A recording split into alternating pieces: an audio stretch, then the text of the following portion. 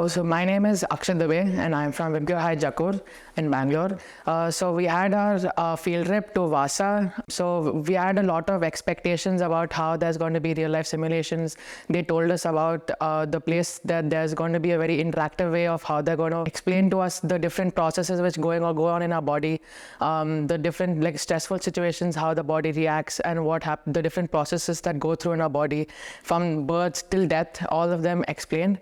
So there were a lot of expectations, and yes, we had a lot of fun. They told us multiple ways of how the doctors treat patients, about different types of medicines, about different types of techniques to cope up with different situations.